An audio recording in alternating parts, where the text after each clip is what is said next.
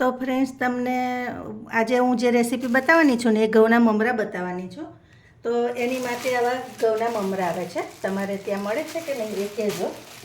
તો આપણે એને પહેલાં ચારી લઈએ.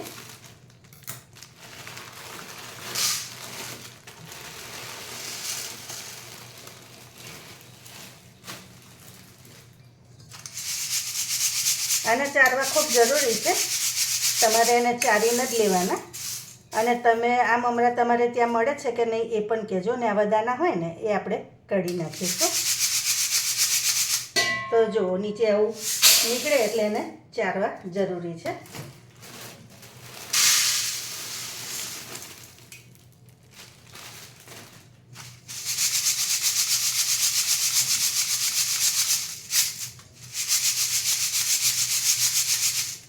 તો જો ચરાઈ ગયા છે. હવે કઢાઈમાં આપણે તેલ એડ કરી દઈશું.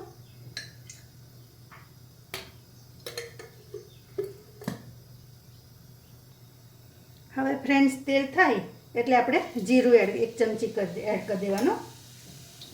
થોડીક હિંગ એડ કરી દઈશું. હવે હિંગ ને જીરું તતડી જાય એટલે આ સિંગદાણા છે એ એડ કરી દેવાના.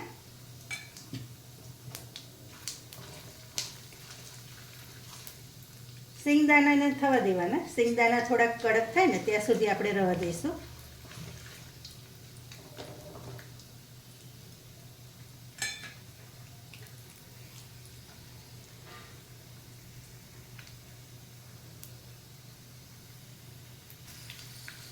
સિંગદાણા થાય એટલે આપણે આ દાળિયા લીધા છે એ એડ કરી દઈશું.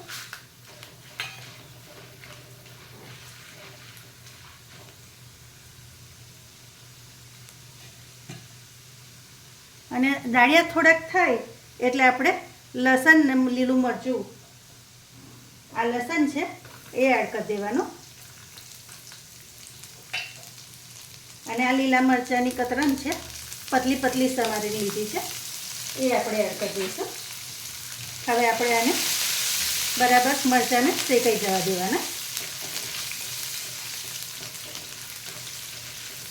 એકવાર તમે આ રીતે ચોક્કસથી બનાવજો. ઘઉંના મમરા ખરેખર બહુ સરસ લાગે ખાવામાં, હેલ્ધી પણ છે. હવે મરચાંની કતરણ થઈ ને એટલે આપણે હળદર એડ કરી દઈશું.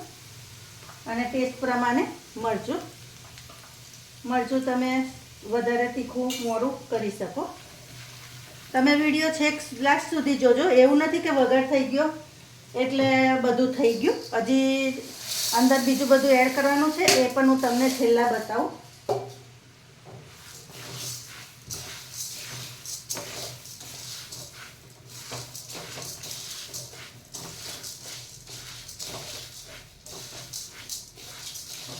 થોડાક ઘઉં મેં રાખી મૂક્યા છે. તમે ચાહો તો થોડાક જુએ એટલા વઘારીને પણ ચાલે.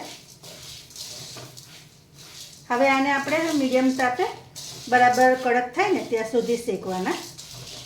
મીઠું થોડુંક શેકાય પછી આપણે એડ કરીશું.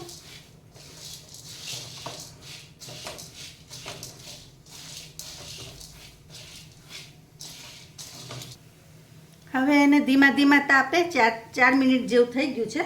હવે એમાં આપણે મીઠું ટેસ્ટ પ્રમાણે એડ કરી દઈશું. આમાં ઘઉંમાં ઓલરેડી મીઠું હોય જ, થોડુંક શેકાય એવું હોય ને એટલે. તો મીઠું તમે ટેસ્ટ પ્રમાણે ઓછું નાખજો થોડું. આ સંચળ છે એ પણ થોડુંક એડ કરી દેવાનું. સંચળથી પણ એનો ટેસ્ટ બહુ સરસ આવે છે એટલે એ પણ એડ કરજો. અને આને ધીમા તાપે જેટલું શેકો ને એટલું સરસ ક્રન્ચી દાણા થાય એના, બરાબર. એટલે એને શેકવાનું બરાબર.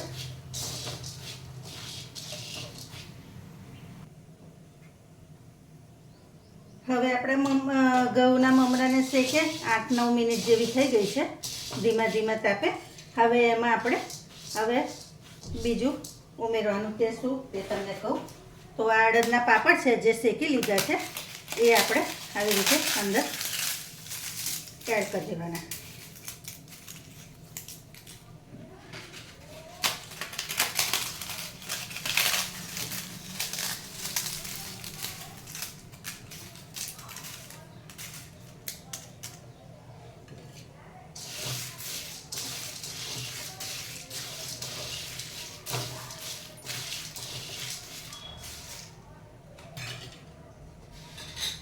અને ઉપરથી સેવ એડ કરી દેવાની. સેવ ઓપ્શનલ છે, પણ બધું મિક્સ કરીને આવી રીતે ખાઈએ ને તો વધારે સારું લાગે, એટલે તમે આવી રીતે એડ કરજો. ખરેખર બહુ સરસ લાગશે. તો આપણા મકાઈના મમરાનો ચેવડો તૈયાર છે. તો તમે આ રીતે બનાવ્યા છે કોઈ દી એ મને ચોક્કસથી કહેજો, અને મારી રેસીપી કેવી લાગે છે એ પણ ખાસ કહેજો, બરાબર? તો જો કડક કડક સરસ મસ્ત લાગે છે, ખાવામાં પણ બહુ સરસ લાગે, હેલ્ધી છે. તો નવી રેસીપી સાથે આપણે ફરી મળીશું. Thank you.